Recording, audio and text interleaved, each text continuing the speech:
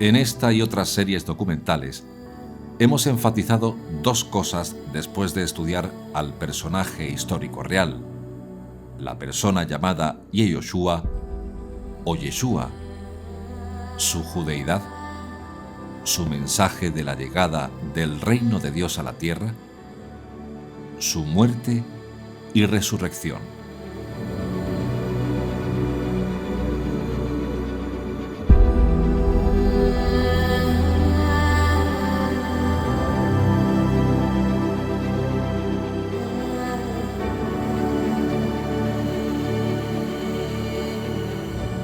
Tanto en el ámbito histórico como teológico, a través de las cartas de Pablo de Tarso y los evangelios canónicos, enfatizando que toda la teología que se desprende de Pablo está sustentada en la Torá y en los profetas.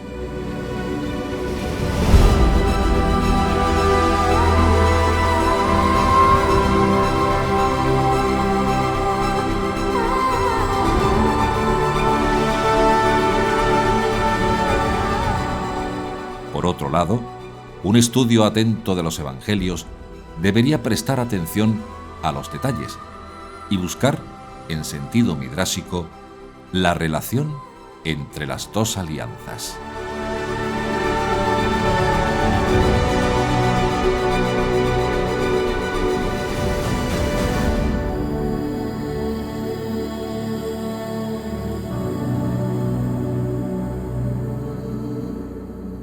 De manera que, haciendo esto, emerjan las analogías que brindan elementos insospechados para hacer lecturas nuevas de la historia de amor entre Dios y los que obedecen su palabra.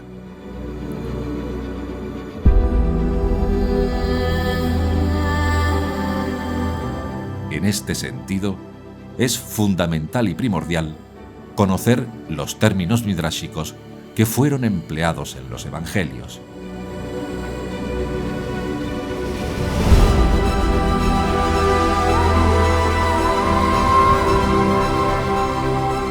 Además, es imprescindible conocer la influencia de los Targumim en el Nuevo Testamento.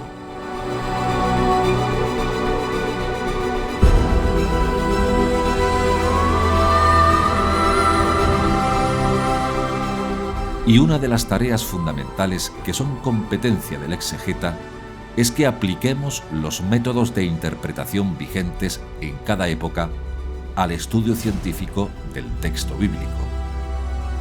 A este respecto, los resultados de la aplicación de los métodos históricos críticos al Nuevo Testamento se van paulatinamente completando con otros métodos: el análisis estructural en sus diversas corrientes y particularmente la metodología derásica, por lo que se refiere a la reclasificación de las formas en función del medio sociocultural y religioso en que tienen origen y configuración.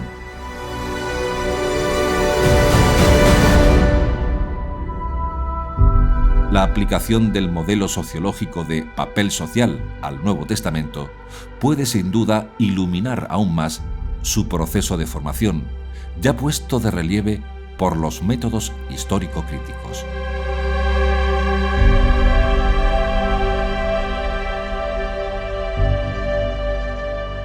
En realidad, el conjunto del Nuevo Testamento muestra una profunda elaboración de la tradición veterotestamentaria que no ha podido ser fruto de la casualidad ni de personas aisladas. La conexión de rabinismo y Nuevo Testamento, puesta de relieve por la investigación científica, lo corrobora.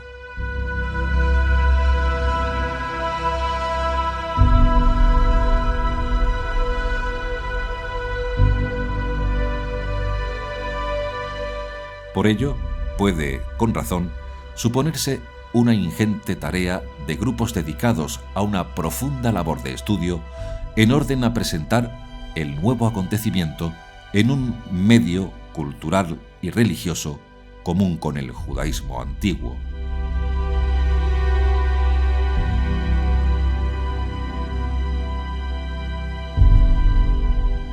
La labor de despegue que realiza el grupo naciente judío de creyentes en Yeshua con respecto a otros grupos de judaísmo, no parece que fuese cosa de un instante y exenta de dificultades.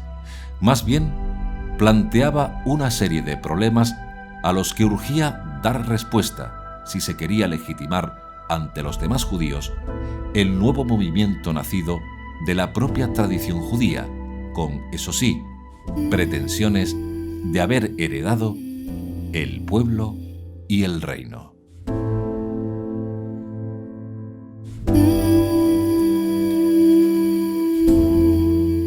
Por eso os digo, se os quitará el reino de Dios para dárselo a un pueblo que rinda sus frutos. Mateo 21:43.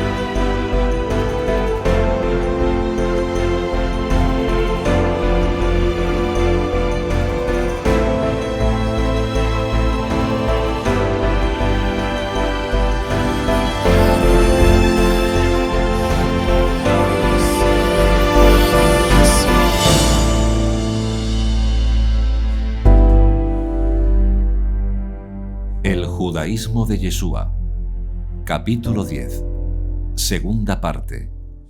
Las claves para entender el Nuevo Testamento.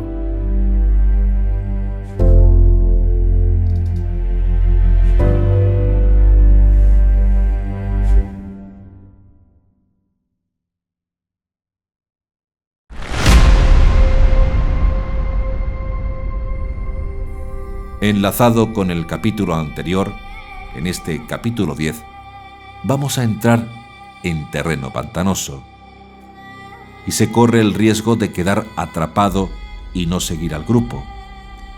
Es decir, el volumen de información será tal que a veces vamos a tener que comprimir una infinidad de datos en 2 o 3 palabras.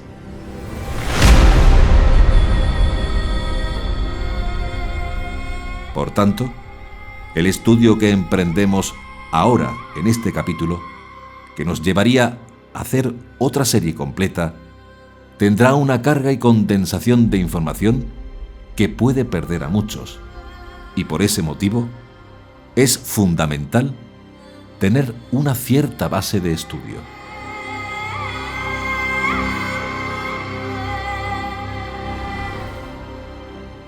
No obstante, vamos a tratar que el vuelo que emprendemos ahora no tenga turbulencias. O si las tiene, que sean las menos posibles.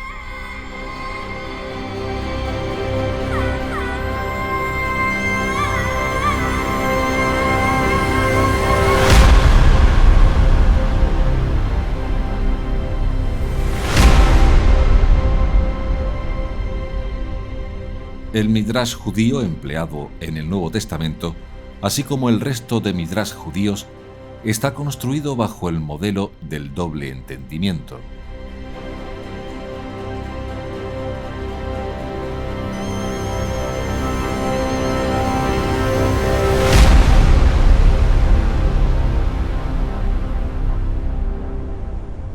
El proceso hermenéutico al servicio de las Escrituras puede ser comparado con el apóstol Felipe, donde se ve claramente que la labor hermenéutica pertenece indudablemente a la tarea central de la exégesis bíblica.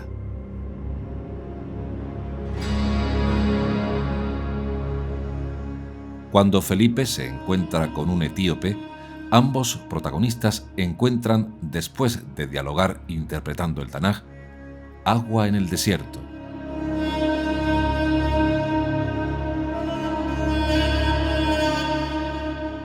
Felipe corrió hasta él y le oyó leer al profeta Isaías, y le dijo: ¿Entiendes lo que vas leyendo?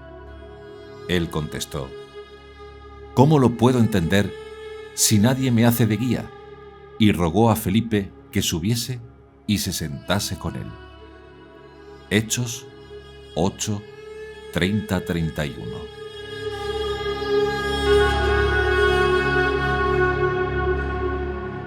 A veces las expresiones, palabras o nombres propios que se creen comprender según una manera, según una cultura y un lenguaje, trae detrás un mensaje escondido que, al ser comprendido, hacen que veamos el texto bíblico con nuevos ojos.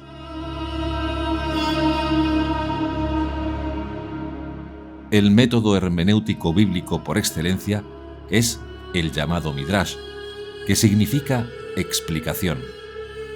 Los Midrashim, en plural, es un término hebreo que designa un método de exégesis de un texto bíblico dirigido al estudio o investigación para que facilite la comprensión de la Torá.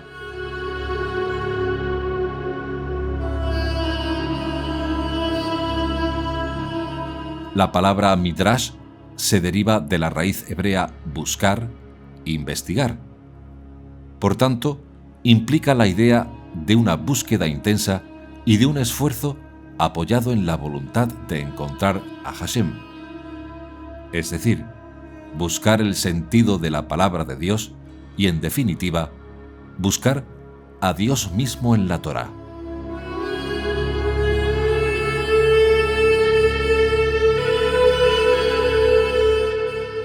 Existen tres formas de literatura midrásica. La Agadá, que es la interpretación narrativa o alegórica no legal de las escrituras. La Halajá, que es la interpretación normativa legal. Y por último, el Pesher, que es la interpretación visionaria.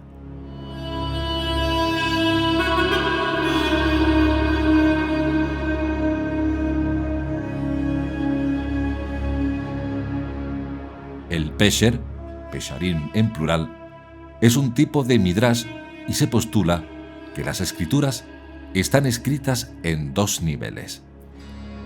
Uno para lectores con conocimiento limitado y otro Sod, oculto, disponible solo para especialistas con mayor conocimiento. Y este es el Pesher, porque la palabra deriva de la raíz de un verbo hebreo que significa interpretar, donde es usada frecuentemente para introducir la explicación de un fragmento del Tanaj.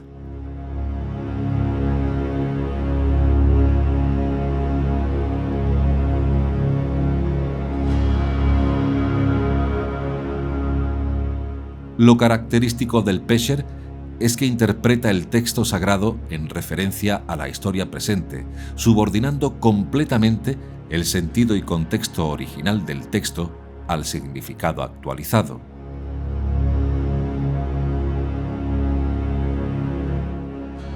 La idea detrás de esta técnica es que el texto contiene una información velada cuyo verdadero sentido solo se revela al ser referido a acontecimientos histórico-posteriores, concretamente en el presente del grupo que lo utiliza. Se da por sentado que quien pronunció o escribió por primera vez el texto fue inspirado por Dios, pero que la mayoría de las veces ni él mismo era consciente del significado que la historia llegaría a revelar de sus palabras. Más allá de la intención del autor y de la percepción del lector, un texto tiene la capacidad de desarrollar, a partir del sentido básico que lo determina, una vasta gama de posibilidades.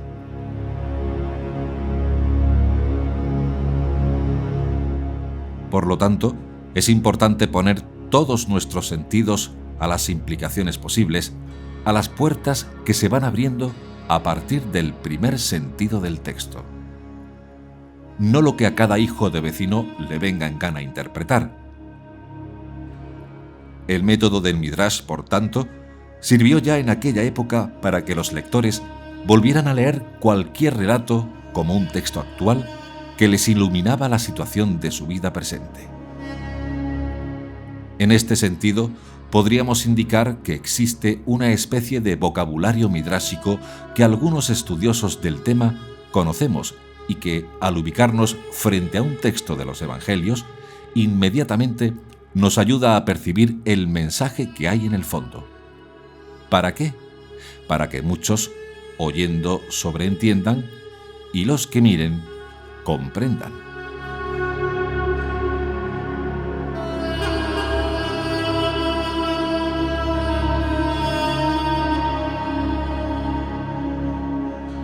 Vamos a citar algunas palabras y dar su significado, según el Midrash, que les abrirán nuevas claves de la lectura y entendimiento de los Evangelios.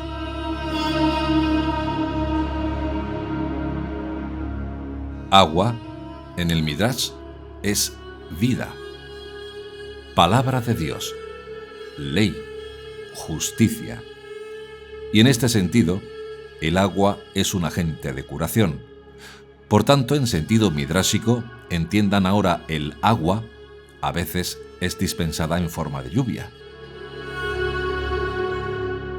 Alimento, comida, se entiende como absorción de la ley y el lavado de las manos, pero sin tener nada que ver con reglas de higiene, sino más bien con la purificación para recibir la Torá. Hambre se entiende como deseo de la Torá, de la palabra divina. Hijo es un término técnico que significa Mesías, ungido, y es empleado como equivalente de esta palabra por causa de su idéntico valor numérico, 52. Abraham fue el primer hombre en creer la promesa de un hijo. Hijo de Dios significa entonces Mesías de Dios, ungido por Dios. Levadura es el ingrediente que pretende aumentar el pan divino, la ley, la Torá, con el solo objetivo de hacerla más pesada y producir hinchazón. De aquí que el pan sin ácimo se conserve. Mar, en contexto midrásico, significa las naciones paganas. Los peces significan las naciones que habitan este mar, y esto lo podemos ver en los 153 peces que recogió Pedro. Subió Simón Pedro y sacó la red a tierra, llena de peces grandes, 153, y aun siendo tantos, no se rompió la red. Juan 21:11. Es decir, Simón Pedro predicó a los paganos y 153 paganos creyeron en el Mesías. Fueron pescados. Muchedumbre, del griego okloi, es el conjunto de naciones invitadas a entrar, a convertirse. Las muchedumbres son presentadas compactas, casi siempre hambrientas. La palabra oklos no existe en la versión de los 70, aparece en el hebreo del Midrash y del Talmud. En los Evangelios sirve para fabricar juegos de palabras con el verbo okel, comer.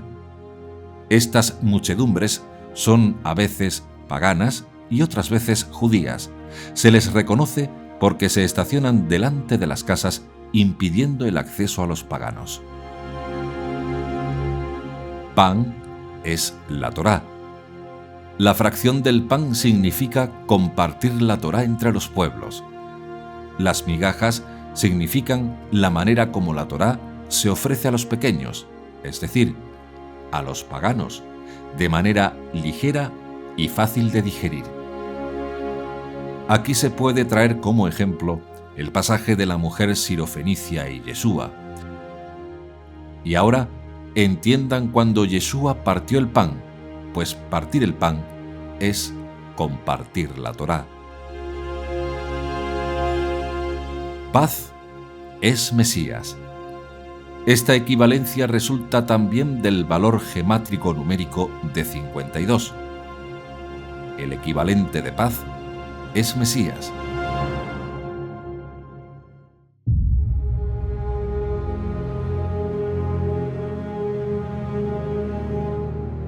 Puerta es conversión.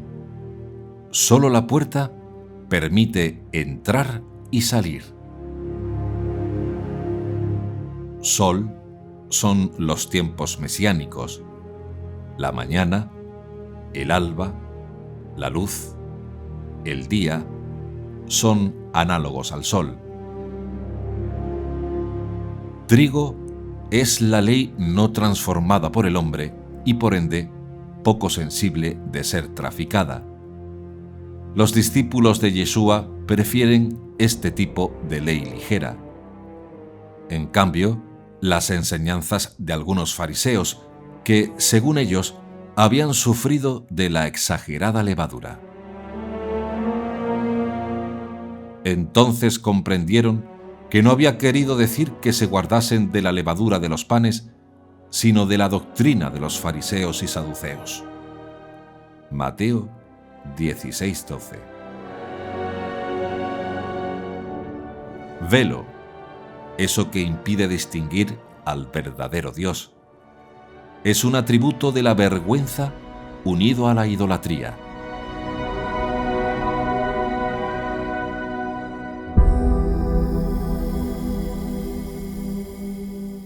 Vino es otro símbolo de la Torá, de la ley.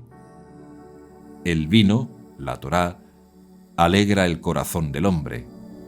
La capacidad enorme del vino para conservarse durante largos periodos impresionó al judaísmo antiguo, preocupado por la conservación de la ley. El observante se considera como aquel que guarda en depósito, shomer, la ley.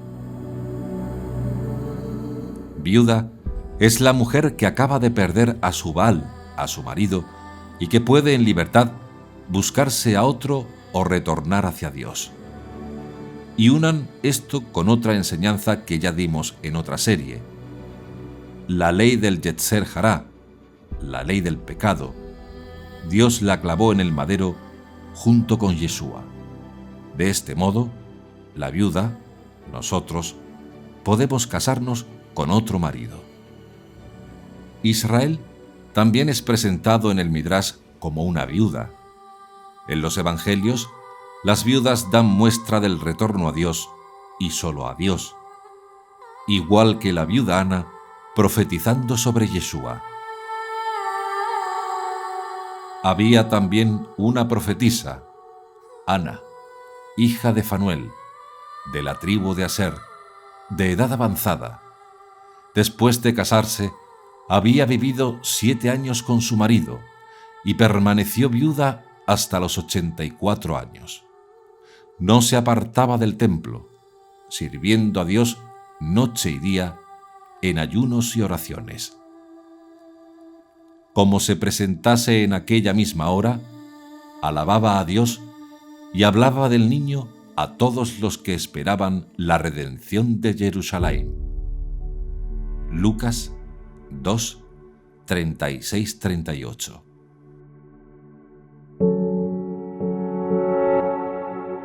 O como la viuda generosa en el Evangelio de Marcos.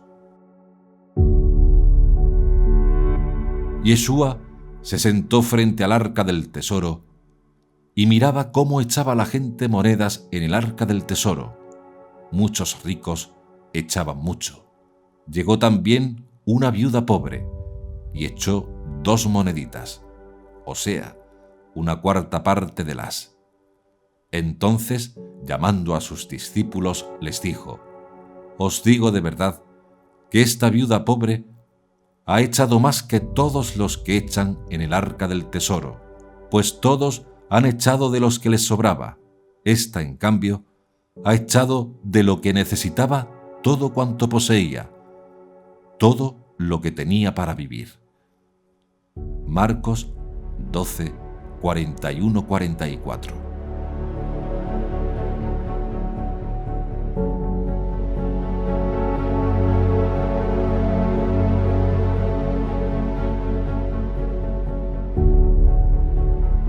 Los autores de los evangelios recurrieron con frecuencia a los midrash, en especial Mateo.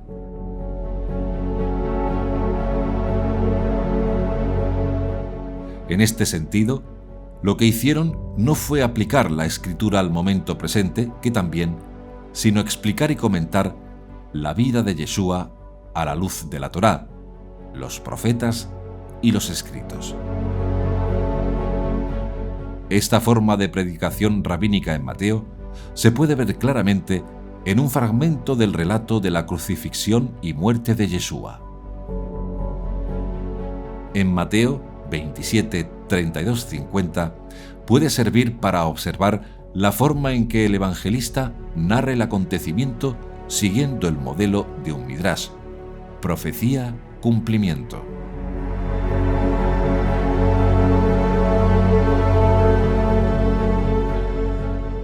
El autor del relato, siguiendo el estilo de la predicación midrásica, ha elaborado un texto enlazando frases del Tanaj que pertenecen principalmente a los Salmos 22 y 69, del justo sufriente, y a los textos proféticos del anuncio del Día del Señor.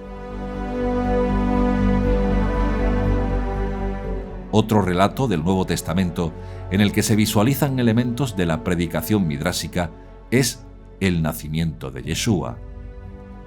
En Lucas 2, 1-20, el autor del relato recoge datos del Tanaj y tiene en cuenta las tradiciones populares judías. 2 veces nombra la población de Belén, versículos 4 y 15, y otras 2 veces la designa como la ciudad de David, versículos 4 y 11.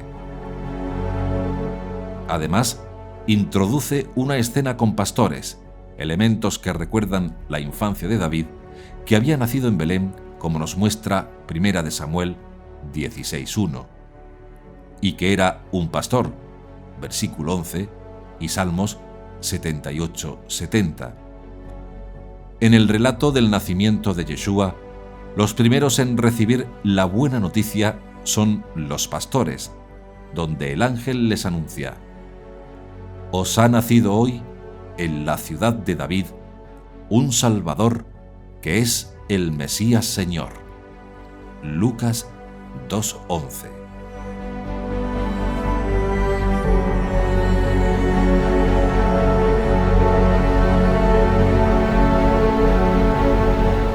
Con la unión del nombre de David con el título Mesías, que designa al ungido como rey, que tendrá que ocupar el trono de Israel para siempre, el nacimiento y la infancia de David quedan como una figura profética que anuncia al verdadero David y el comienzo del verdadero reino de David, que será el reino proclamado por Yeshua.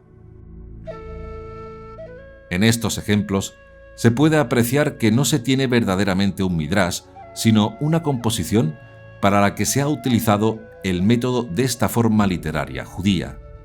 En el midrash se parte de un texto del Tanaj y lo amplían para que abarque el presente del lector.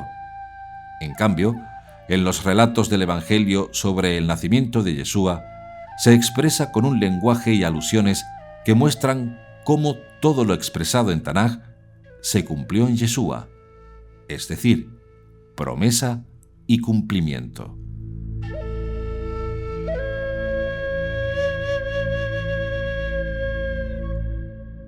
En este sentido, el mismo Pablo de Tarso también recurrió a la forma midrásica en la argumentación de algunas de sus cartas. Por ejemplo, en la escrita a los Gálatas para explicar la situación de los gentiles dentro del plan de Dios desde el Tanaj, como podemos ver en Gálatas 4, 22-31, toma la historia de Abraham y la de sus dos hijos nacidos de sus dos mujeres, Génesis 16:15 y 21:2.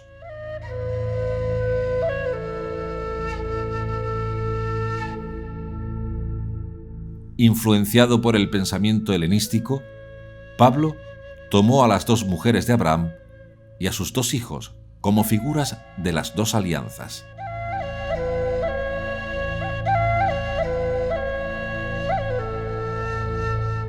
Hay en ello una alegoría. Estas mujeres representan dos alianzas. La primera, la del monte Sinaí, madre de los esclavos, es Agar. Gálatas 4:24.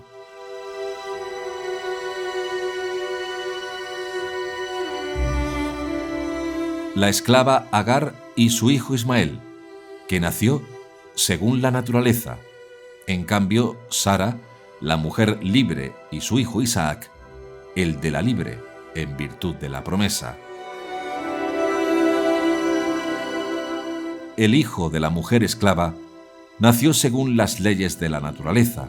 En cambio, el hijo de la mujer libre, que era estéril, nació de una promesa divina.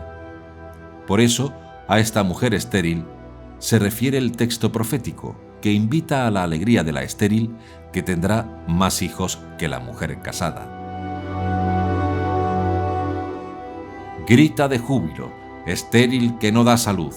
Rompen gritos de júbilo y alegría, la que no ha tenido los dolores, que más son los hijos de la abandonada que los hijos de la casada, dice Adonai.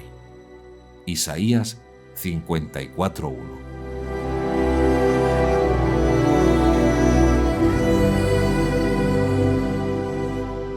Estas investigaciones sobre el recurso de las tradiciones judías en la composición del Nuevo Testamento contribuyeron para que muchos estudiosos comenzáramos a entender el judaísmo del siglo I después de Yeshua de una manera diferente a la que se tenía en años anteriores.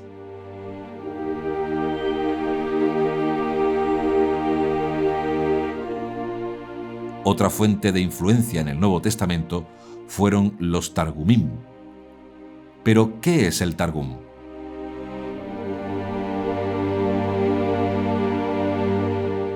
La traducción del texto bíblico en arameo se llama Targum y es término que se deriva del verbo hebreo tirjem, que significa traducir.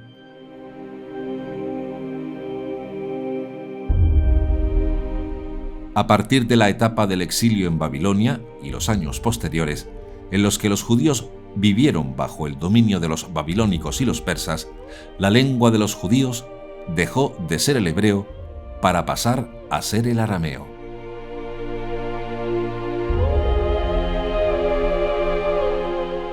En Nehemías 8:9 se relata que al retorno de la cautividad, cuando se leyó la ley al pueblo, fue necesario explicar el sentido del texto. Las lecturas bíblicas de las celebraciones en las sinagogas se continuaron haciendo en hebreo, pero pasados los años ya no eran entendidas por el común del pueblo. Se recurrió entonces a la lectura de traducciones del texto bíblico al arameo. En la celebración se mantenía la lectura en hebreo, hecha desde el libro por el encargado de la proclamación, y luego un erudito procedía a repetirla en arameo, pero sin texto escrito, para mostrar la diferencia. El traductor intentaba dar al pueblo el texto bíblico, pero no hacía una traducción al pie de la letra, sino que con interpolaciones y actualizaciones orales ofrecía también su interpretación, y en muchos casos, en cierta medida, la misma traducción constituía una especie de predicación oral.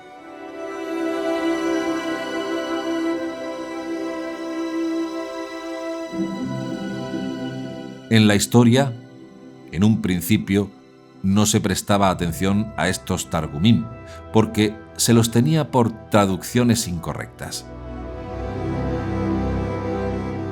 Plagadas de interpolaciones de diferentes clases debido a que no son traducciones rigurosas al pie de la letra según el texto original, sino traducciones parafraseadas y comentadas a la luz de la tradición judía. Por esta razón, en la actualidad, se tiene sobre ellas una mirada diferente, porque se ha comprobado que tanto las versiones arameas como la alejandrina son traducciones enriquecidas por la tradición.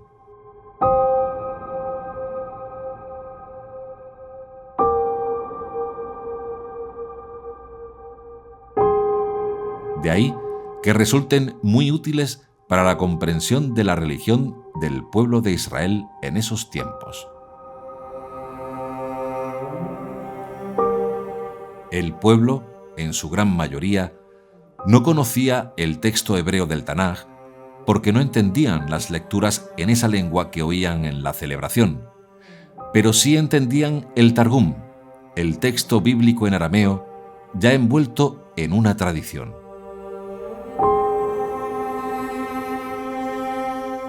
Por ese motivo, es importante entonces tratar de conocer qué texto y qué interpretación del Tanaj conocían los autores evangélicos.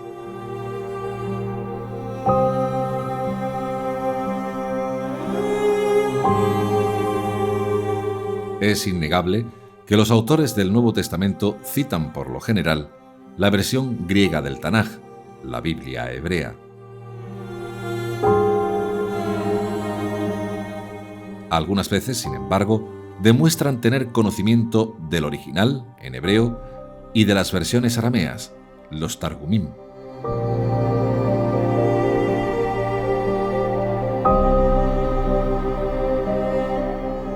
En los primeros capítulos del Evangelio de Mateo se relatan los orígenes de Yeshua. En Mateo 1:23 se presenta como cita de cumplimiento el texto de Isaías 7:14. Si se compara la forma en que Mateo cita este texto de Isaías, se advierte de inmediato que esta referencia no coincide con el texto hebreo, sino con la versión griega, la Septuaginta.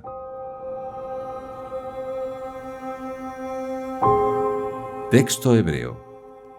Miren, la joven ha concebido y dará a luz un hijo, y le pondrá por nombre Dios con nosotros. Isaías 7:14.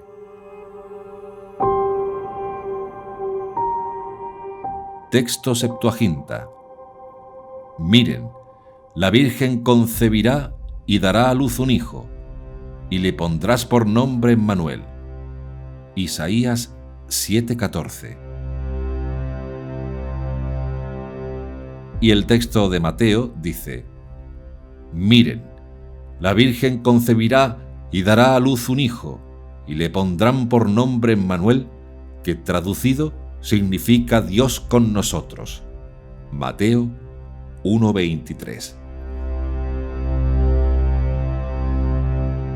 En el texto original hebreo, el anuncio de Isaías se presenta con suficiente claridad dentro de su contexto. Arameos e israelitas intentan invadir Judá y la dinastía davídica es amenazada porque los invasores pretenden sacar del trono al descendiente de David para colocar un rey de otro origen. Isaías 7:6. El Señor anuncia al rey Achaz que una joven conocida, el nombre joven lleva artículo, ya se encuentra embarazada y en una fecha próxima dará a luz. Se entiende entonces que la mujer debe estar emparentada con la casa real porque su maternidad asegura la continuidad de la dinastía. La madre le dará al recién nacido, como nombre, una expresión feliz, que se interpreta como reconocimiento de la protección de Dios. Por último, antes de que el niño llegue a tener uso de razón, habrán desaparecido los reinos que amenazaron al reino de Judá. La versión griega del libro de Isaías recoge este dato de la tradición alejandrina.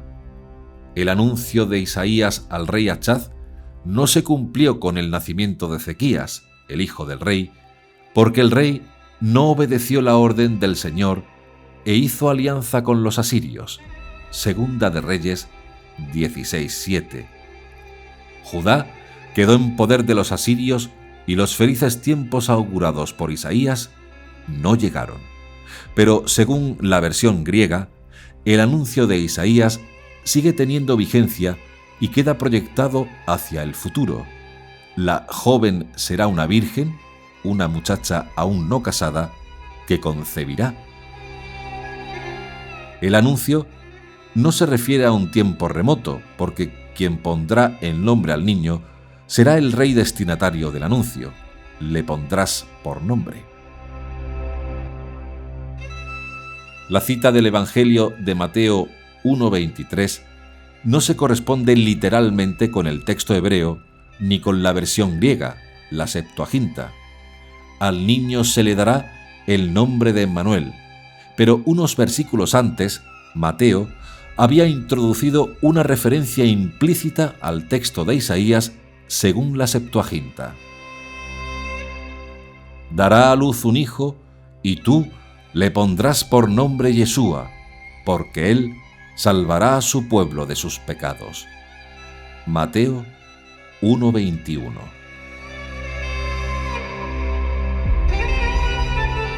El patrón es el mismo: promesa y cumplimiento.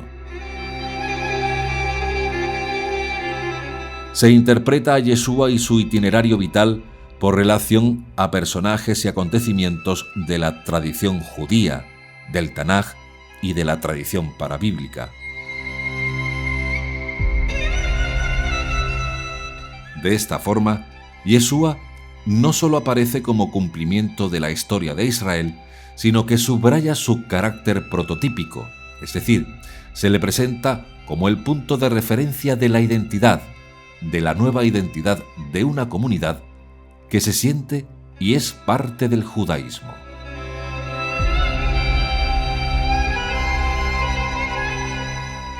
La genealogía de Yeshúa es un mosaico de referencias y está relacionado con los numerosos anuncios de nacimiento y misión del Tanaj.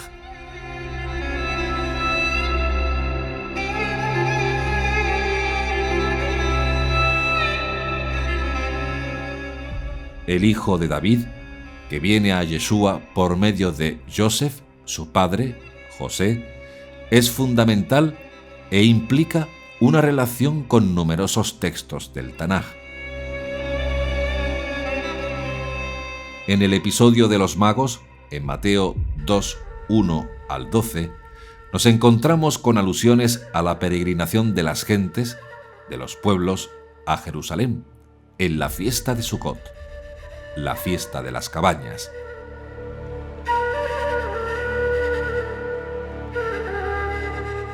El autor ordenó el relato en función de unas tipologías fundamentales de especial valor para su comunidad. Se trata de dos tipologías que no se oponen, sino que se complementan. La reinterpretación que hace Flavio Josefo de la tradición bíblica, Antigüedades Judías 2, 205-223, presenta mucha mayor cercanía con el relato de Mateo que el texto estricto del libro del Éxodo.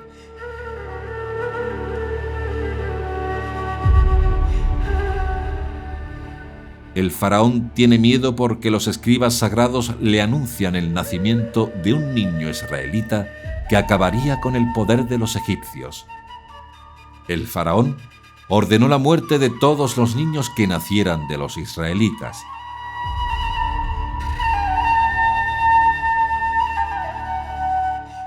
En el texto de la Torá, en Éxodo 1, los egipcios temen simplemente el auge demográfico de los israelitas. En los evangelios, Herodes se sobresaltó porque unos magos de Oriente buscaban en sus dominios al rey de los judíos que había nacido, y por eso ordenó que se matara a todos los niños menores de 2 años. En Egipto, como el faraón sabe del nacimiento del niño hebreo, Moisés, por los escribas sagrados, mandó matar a todos los niños hebreos. Antigüedades Judías 2, 205, 3. Y ahora presten mucha atención.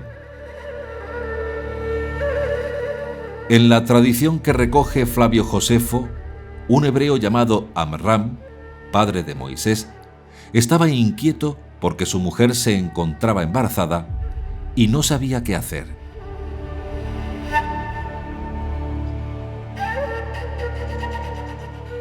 Dios se le reveló en sueños para tranquilizarlo.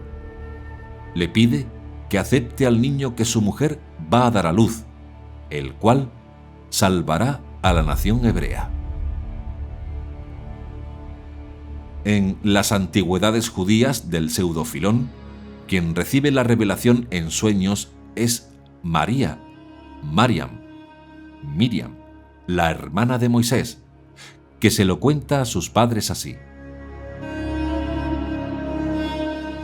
he soñado esta noche con un hombre que, en pie, vestido de lino, me decía: ve y di a tus padres, lo que va a nacer de vosotros será arrojado al agua, porque el agua se secará por él.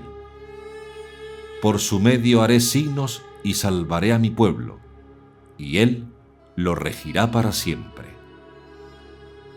Cuando María contó el sueño, sus padres no la creyeron.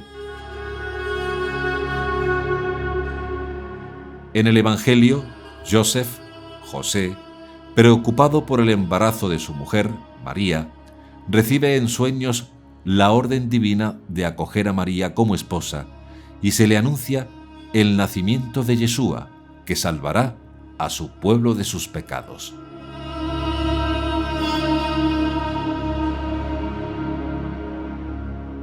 Moisés niño es salvado providencialmente.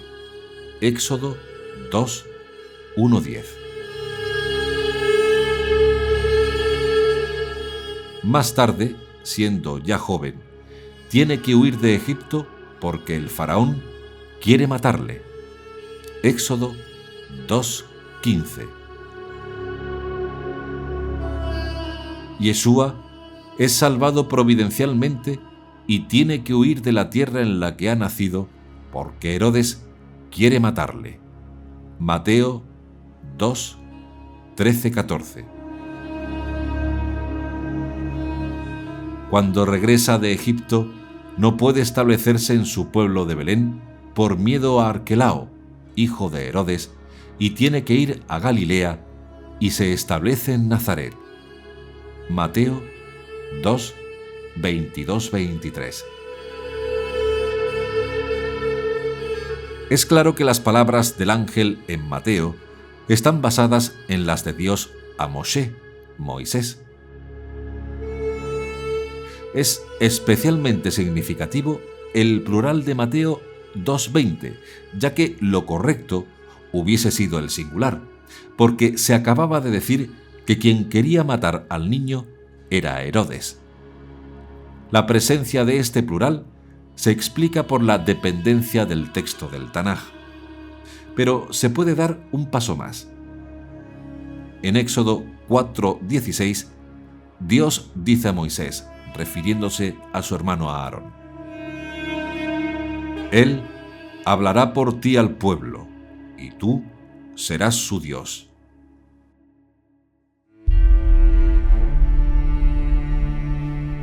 Poco más tarde, Dios dijo a Moisés: mira que te he constituido como Dios para Faraón, y Aarón, tu hermano, será tu profeta. Éxodo 7:1. Evidentemente, estos textos no identifican a Moisés con Dios, expresan que representa a Dios y habla en su nombre.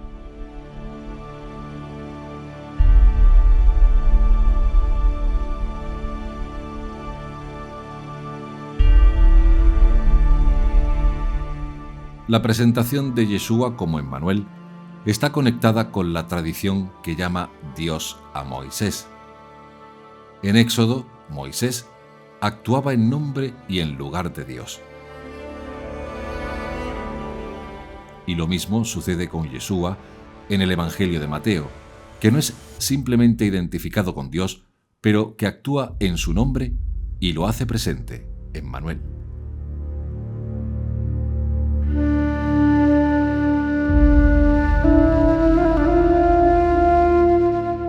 Hay diferencias innegables. Moisés va de Madián a Egipto en Éxodo 4:19, mientras que Yeshua va de Egipto a la tierra de Israel.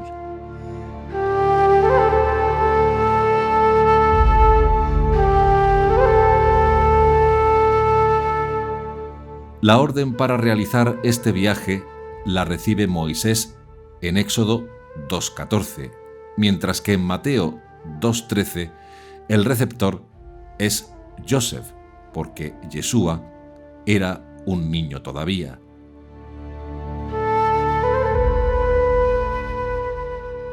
El deseo de Herodes de matar a Yeshua por temor a que le dispute el trono y la huida de Yeshua se compara con el deseo del faraón de matar a Moisés al nacer, porque ve en él a un pretendiente a la realeza, como afirma la tradición antigua, o con el deseo de matarle ya en la edad adulta, como en Éxodo 2:15.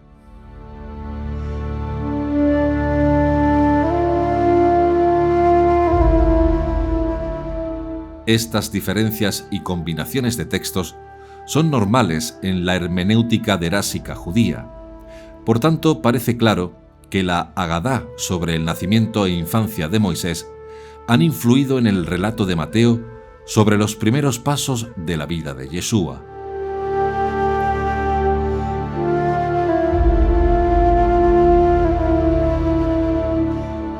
Los primeros discípulos de Yeshua eran judíos y cuando celebraban Pesaj tenían conciencia de que se había cumplido en plenitud en su vida, muerte y resurrección. Mateo usó la tipología del Éxodo para presentar a Yeshua como prototipo de Israel, y a esta luz interpreta sus orígenes en los 2 primeros capítulos. En el prólogo de la obra se encierra ya el sentido de toda ella, y en los orígenes de Yeshua se prefigura el sentido de toda su vida. Es decir, en los relatos del nacimiento de Yeshua, el autor intenta hacer un texto de la escritura inteligible, útil y relevante para una generación posterior. El punto de partida es el texto del Tanaj, y a este texto debe el Midrash su existencia, como ya vimos. Por tanto, para Mateo, el punto de partida es el hecho de Yeshua, y por eso, Mateo 1:2, no es propiamente un Midrash, sino un relato de judíos creyentes en Yeshua, inspirado por tradiciones agádicas judías.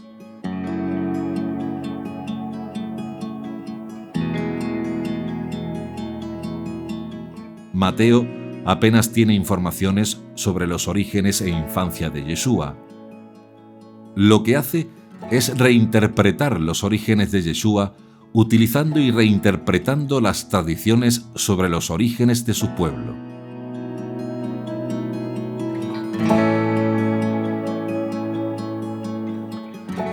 La fe en Yeshua, como el Mesías de Mateo, reinterpreta a Yeshua con Moisés y Jacob Israel.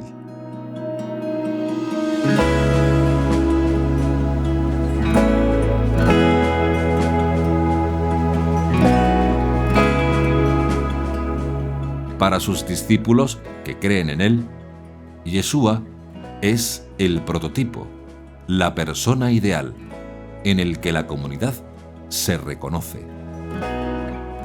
El prototipo confiere identidad al grupo. Pero Mateo no se conforma con presentar a Yeshua como la culminación de la historia de Israel.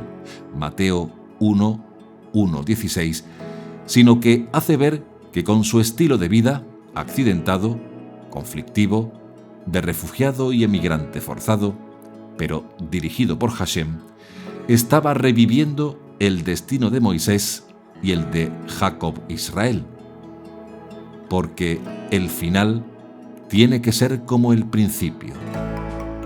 Pero lo es de una forma inesperada, y lo dice Mateo, sin duda, pero también insólitamente elevada.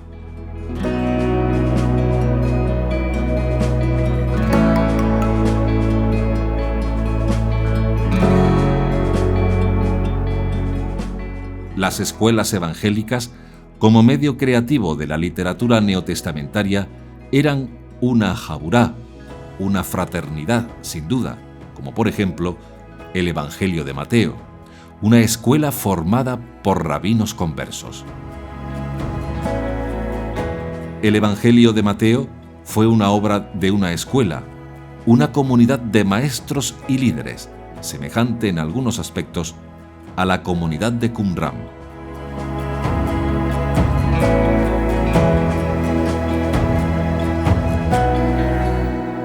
Esta escuela utilizó un tipo de exégesis similar al Midrash Pesher, utilizado por la comunidad de Qumran en su interpretación de Habacuc.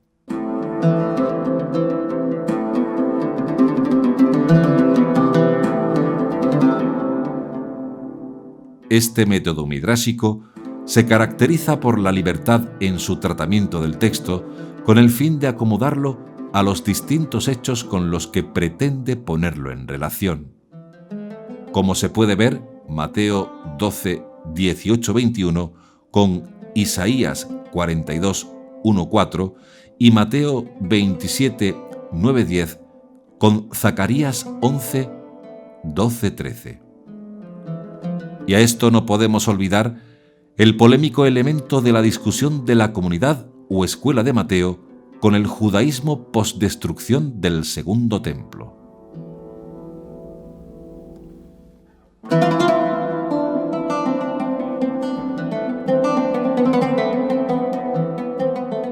Es importante un inciso acerca de la influencia del Targum en el proceso de elaboración de los evangelios, porque muchas veces es preciso recurrir a los textos targúmicos para comprender pasajes evangélicos que son difíciles y para los que el recurso al texto hebreo no siempre ayuda, pues entre el texto hebreo y el Targum se dan sentidos diferentes.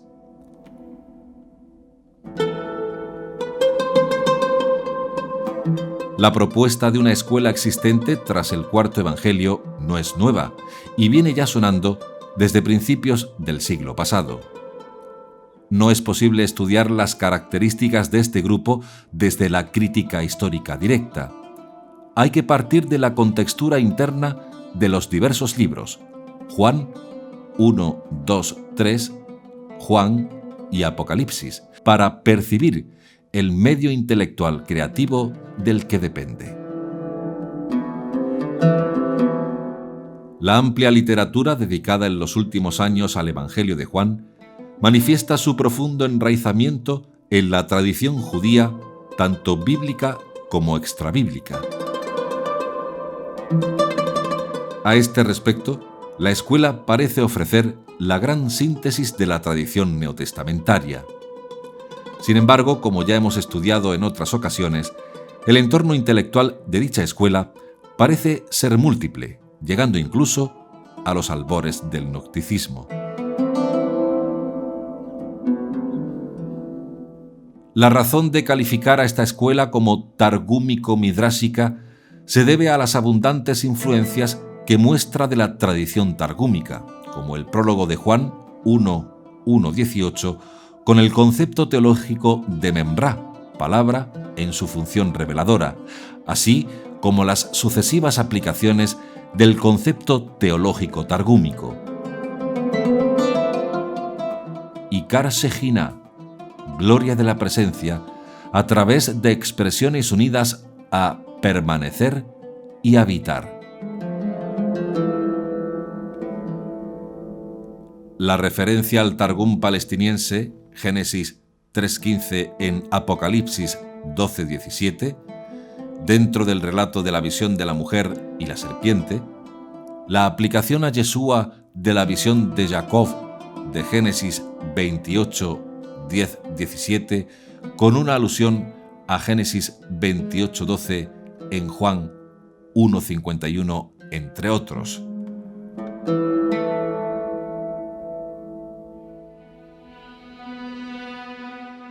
El prólogo de Juan, por ejemplo, es un pasaje que permite ver claramente la influencia del Targum en la elaboración de los textos de los Evangelios por la conexión de este prólogo con Génesis 1. La correspondencia entre Bereshit y Enarjé salta a la vista. Pero en el texto hebreo, la creación es atribuida directamente a Dios. En Juan 1:3 es asignada a la palabra, logos. Ahora bien, la diferencia se diluye y destaca el paralelo si Génesis 1 se lee según el Targum.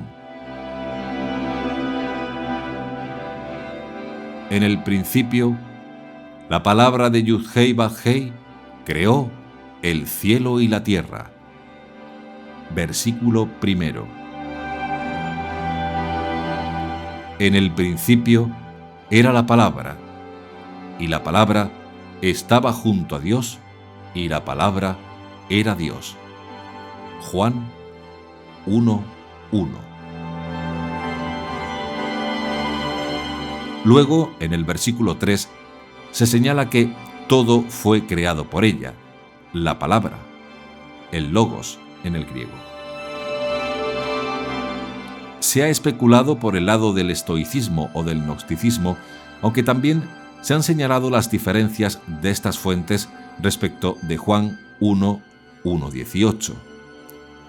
Ahora bien, vamos a ver ahora algo que a muchos nos puede producir muchos dolores de cabeza, porque si se mira el Targum Neófiti de Génesis 1, el texto de Juan 1:1-3 parece contradecir nuestra exégesis. Desde el principio con sabiduría, el hijo de Yud-Hei Vav-Hei terminó los cielos y la tierra. Targum Neófiti, Génesis 1:1. Somos conscientes del texto que hemos expuesto y no podemos taparnos un ojo y ver por el otro. Solo en un versículo se puede ver con claridad que el Targum no es simplemente una traducción, sino que también es una interpretación. La traducción del Targum no puede ser ni tan literal, que sea mera repetición, ni tan libre, que suponga una alteración. El añadido con sabiduría da a la cosmogonía un tono sapiencial y providencial. La extraña expresión, hijo de Yud-Hei Vav-Hei, supone un juego de palabras en arameo entre bará, verbo crear, y bará, sustantivo más artículo, el hijo. Según el hebraísta Alejandro Díez Macho, en la teología judeocristiana era frecuente traducir Bereshit por en el hijo. Por tanto, ¿se tratará respecto del Targum Neófiti de una corrección cristiana y por tanto tardía? La cercanía con Juan 1:1-3 sería más visible aún. Pensar que el Targum Neófiti en Génesis 1:1 es una fusión de la Biblia hebrea Génesis 1:1 y Proverbios 8:22 es bastante convincente.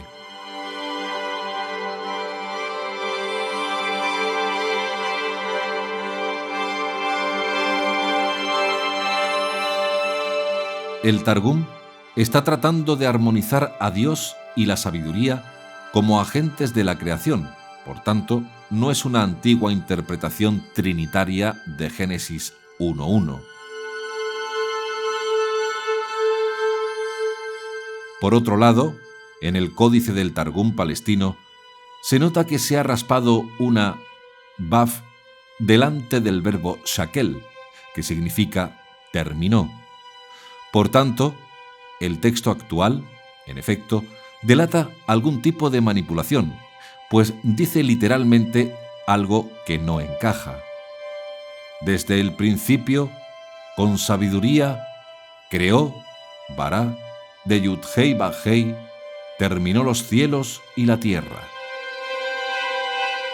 Es posible sospechar que el corrector quiso introducir una lectura hermenéutica y convertirla en texto al mencionar al hijo de Yud-Hei Baj-Hei, aprovechándose del parecido, como dijimos, entre Bará, creó, y Bará, el hijo.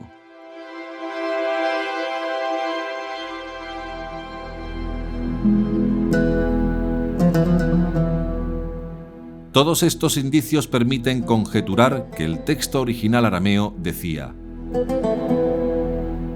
desde el principio, con sabiduría, creó la palabra, Menra, de Yud-Hei Baj-Hei, y terminó los cielos y la tierra. La expresión creó la palabra, sujeto, era en arameo, Bará Menra, como de hecho leemos en el versículo 16, y creó la palabra de Yud-Hei Baj-Hei. Y en el versículo 21, con un leve cambio de la vocal final, Bará Menra. Este parecido permitía corregir sin mucha cirugía las letras escritas.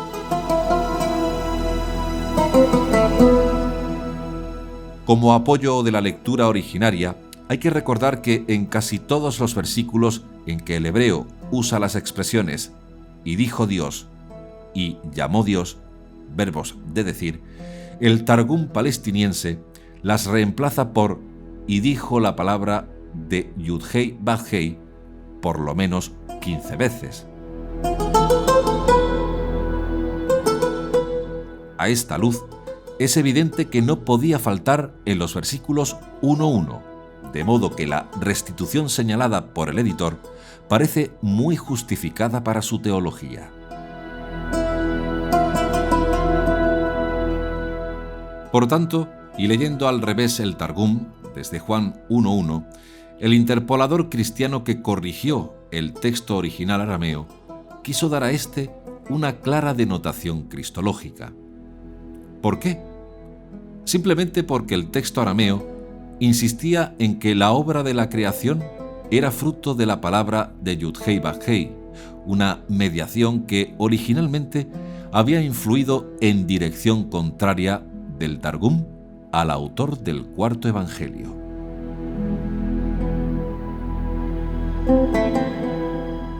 Ahora bien, si continuamos con el prólogo de Juan, cuando en el versículo 14 habla de la encarnación de la palabra, añade que habitó entre nosotros, esquenosen en Gemin. ¿Por qué elige esta imagen? Uno se remite, naturalmente, al simbolismo de la esquené, en griego habitar, o tienda de reunión, o Ohel Moed, en hebreo, del desierto, en la que Yud-Hei Baj-Hei quería morar. Esa tienda era también para hablar con Moisés. En una glosa marginal a este último pasaje, el Targum aclara: ¿dónde se citará mi palabra con vosotros? Idea que se repite en el texto mismo de 30:6 y 30:36. En otros términos, lo que destaca el Targum palestino Neófiti es la presencia de la palabra. Y Juan 1:14 enfatiza exactamente lo mismo.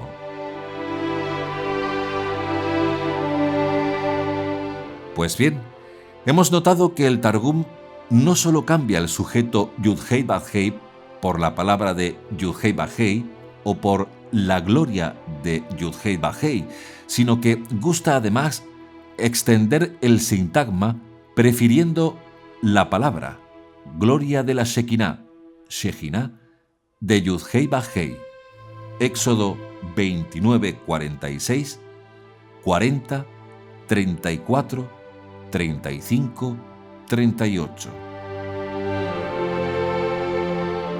¿No será, por tanto, que el autor del prólogo de Juan está haciendo un juego de palabras entre el eskenos en griego y el verbo hebreo shakan, habitar? La secuencia consonántica SKN es la misma. Los dos verbos o los sustantivos correspondientes, skene y shekinah, shejinah, no significan exactamente lo mismo. Plantar una tienda, y no es lo mismo que habitar, pero tienen significados asociados. Si uno traduce de acuerdo con el griego, entiende la palabra plantó su tienda entre nosotros. Pero si se escucha la resonancia semítica, y sabemos cuánto contiene de la mentalidad semítica el cuarto evangelio, esa misma palabra puso su presencia entre nosotros, marca así, de esa manera, un matiz más de significación teológica. Y adquiere así su significado. Es decir, la palabra de Dios habitó en Yeshua. La Shejinah bajó a Yeshua. Dios habitó en Yeshua. Yeshua vació su vasija, su yo, y la memra, la palabra, el logos, pudo habitar en Yeshua. No para hacer la voluntad de Yeshua, sino la voluntad de Dios.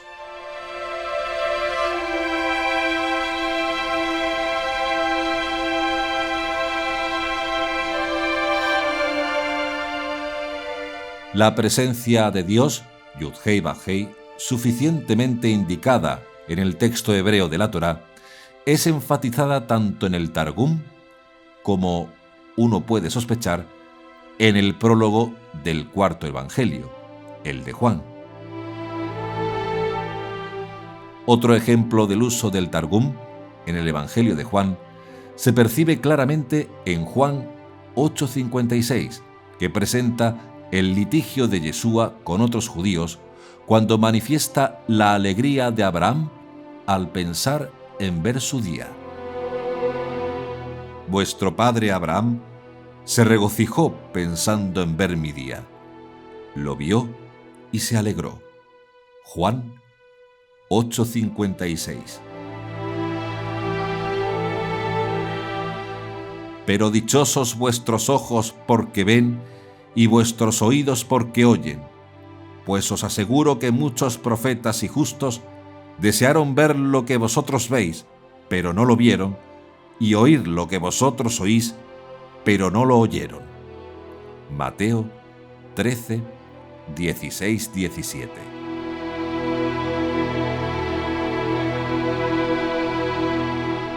El recurso al texto targúmico ayuda a comprender mejor las palabras en boca de Yeshua, pero ¿a qué relato del Tanaj se refiere? El Tanaj, por supuesto, no garantiza esta anticipación yeshuánica en la experiencia religiosa de Abraham, como afirma Juan 8:56.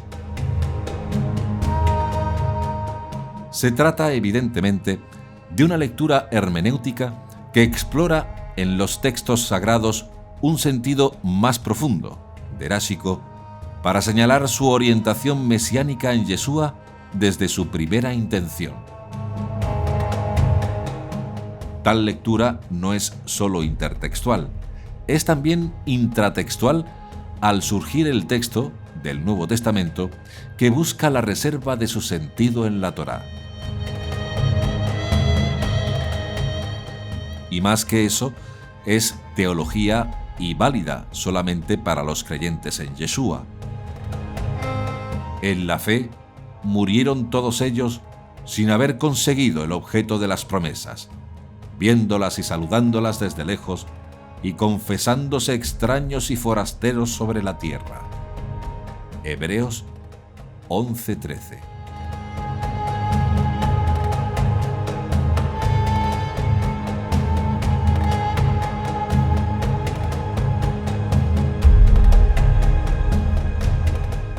La idea expresada en forma de midrash de que una mujer quedara embarazada sin intervención del esposo ni de ningún otro hombre, sino por intervención o designio divino, no es una idea ajena a la teología hebrea.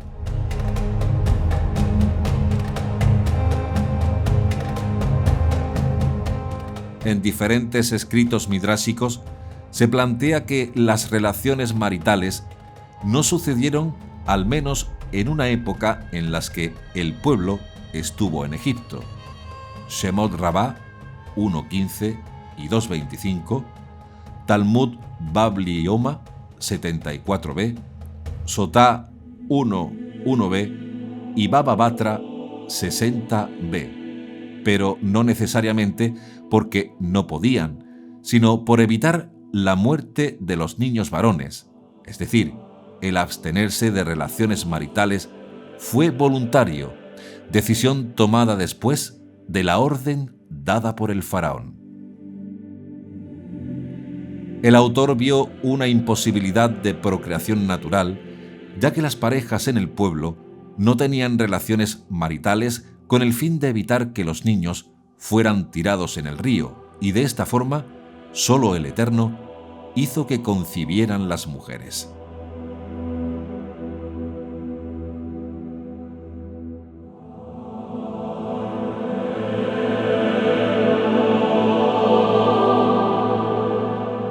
En otros midrashim posteriores se trató de dar respuesta a esta incógnita.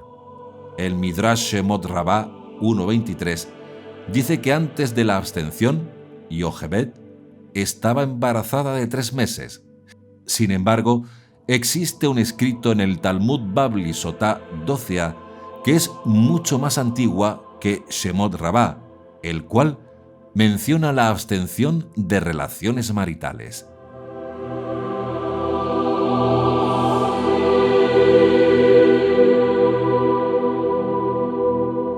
¿Qué queremos decir con todo esto? Que la idea expresa en forma de midrash de que una mujer quedara embarazada sin intervención del esposo ni de ningún otro hombre, sino por intervención o designio divino, no es una idea ajena a la teología hebrea, como algunos piensan. La línea divisoria para entender esto es tan fina que es igual a estar en la cima del Everest, donde a un lado y a otro tienes 2 paisajes completamente diferentes.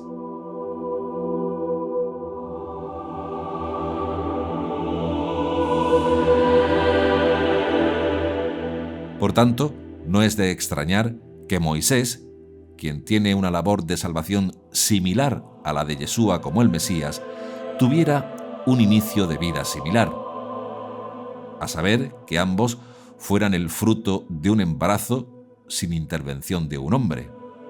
2 hombres que nunca fueron esclavos y que siempre vivieron en libertad, y que por lo tanto eran aptos para llevar a todo un pueblo hacia la libertad y a la tierra prometida.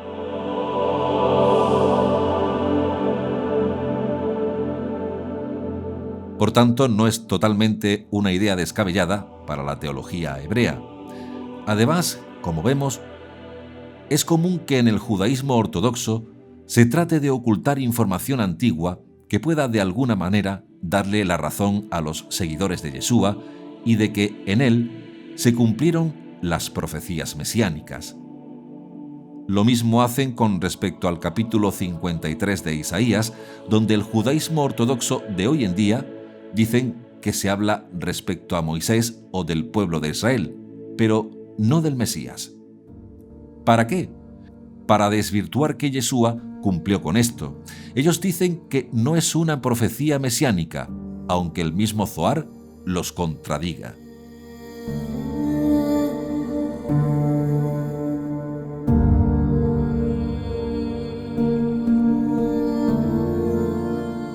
Soñar no cuesta nada, dice el adagio popular. ¿Y cuál sería ese sueño?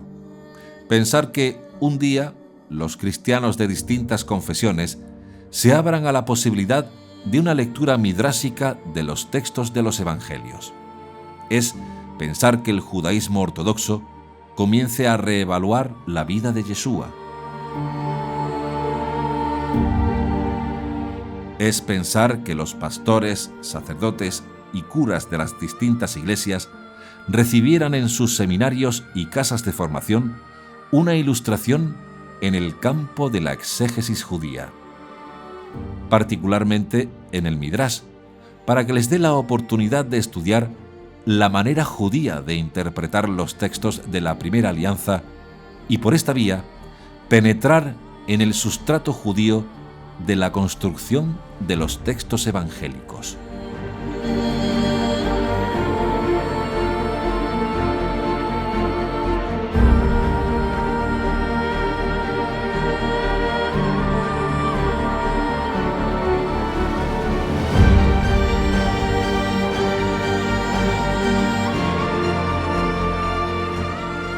No es tarea fácil de construir las lecturas tradicionales de los evangelios en los que se pretende ver un Yeshua y unos acontecimientos históricos, lectura en la que, sin comprender el sentido profundo de las palabras y expresiones empleadas por los evangelistas, se emplean sin discernimiento en homilías y catequesis.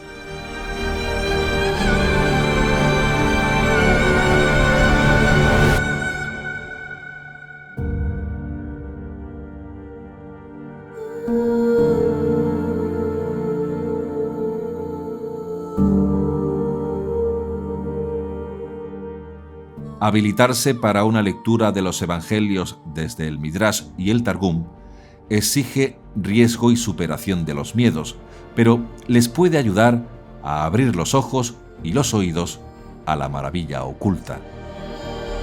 Otra lectura es posible si se busca sentido del Derash y se permite enseñarla en medio de los creyentes cristianos de la manera como, sin duda, lo hicieron los primeros creyentes en Yeshua.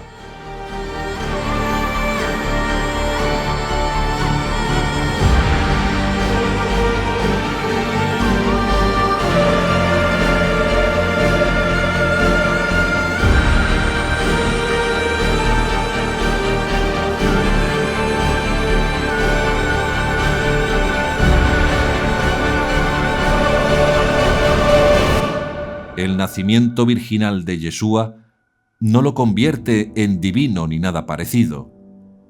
Él fue un hombre como Adán antes de pecar, con la facultad de ejercer su libre albedrío, su voluntad y sin ninguna inmunidad contra el pecado, con la puerta libre para pecar si esa hubiera sido su elección como el primer Adán lo hizo y sufrió sus consecuencias.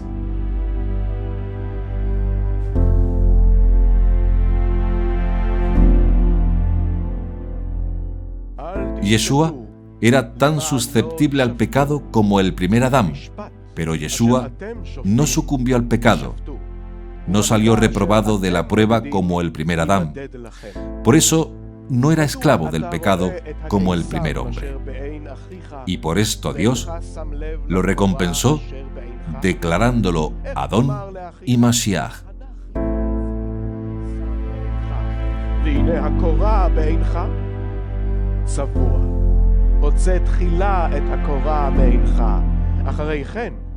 ¿Por qué nos encontramos entonces con una retroproyección de la imagen divina de Yeshua como el resucitado y el exaltado hacia su vida terrena?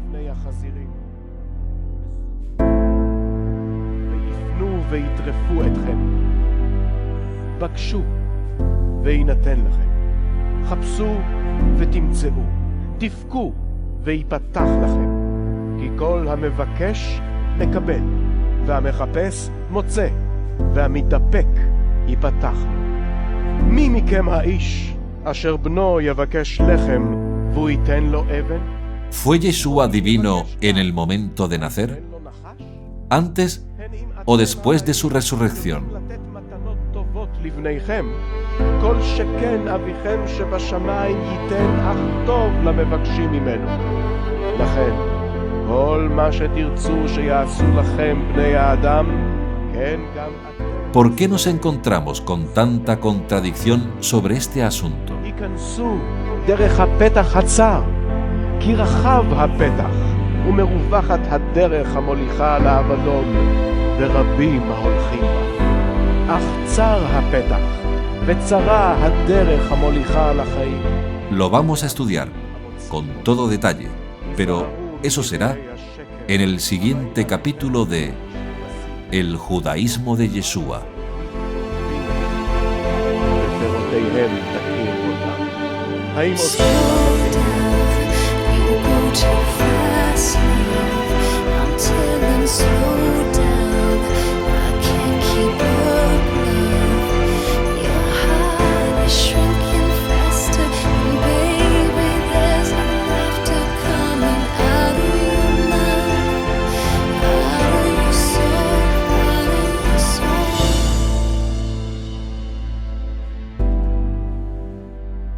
I'm wasted, keep running, impatient, sweet lover.